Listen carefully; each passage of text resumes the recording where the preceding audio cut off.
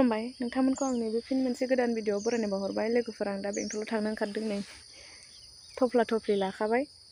ओरैजाय माइरं लादों आरो नै माइरं एसे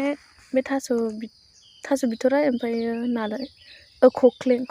माबा खख्लिंखौ नारेंखौ लोंफ्रांबाय थायो आं थफ्ला थफ्लि लानानै ओंखारलायबाय नोंथांमोना आंनि भिडिअखौ मोजां मोनबा जोबजासिम नायलांदो आं दिनै बेंटलाव थांगोन आरो गामि गोथौनि मानसि दा एकदम गारिखौबो जा गोजानावसो थांनानै गाखोहैनांगौ बेसे गोजान बिदि लानानै थांबाय थागोन आरो आङो बिराद गोजान थाबायलांनांगौ जोंना गारि हमहैनोबा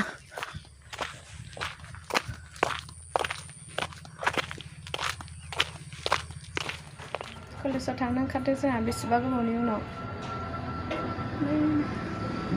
गोबावजोंसो लोगो मोनदों आरो बेखौबो बिदिब्ला जों थांबाय थानोसै कलेजाव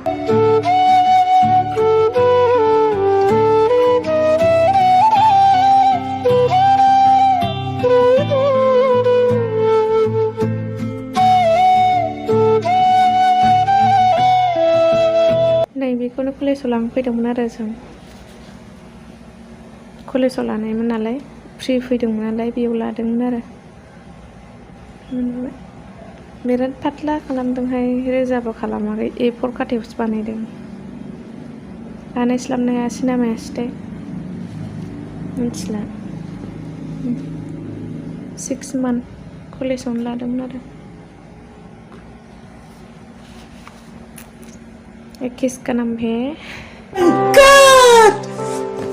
हाय लोगो सना बायबाय आङो ओमफ्राय क'क्राझाराव बावनानैसो गाननो नायनो बोरो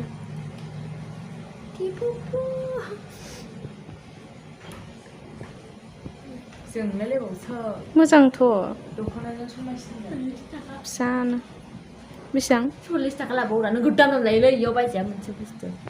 थांफिनसिगोन बिथाङा दिनैसो लोगो मोनदोंमोन बेसेबा गोबावनि उनाव लोगोखौनो मोनलायलायला मालाय मारै फरायगासिनो जोंहा बेखार जाबाय आरो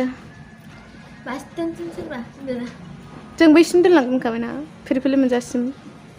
मानो मानिया थांसै आङो थांसिनो बिथाङा क'क्राझार बेंटल टु क'क्राझार इयाव नेदोब्रा ओरैनो फैयो नोलोबारिनि ओइ आइजो जाहोन बै फिरफिलिखौ मा लादोंथाय फाग्लिया गिलिथार मालाबा आलासि जानो थांगोन दे नोंनाव समायना रमायना बिबार बारि जाबा होनदों बिबार बारियाव बेरायनो थांबाय थास'जों ना गोरान ओंख्रि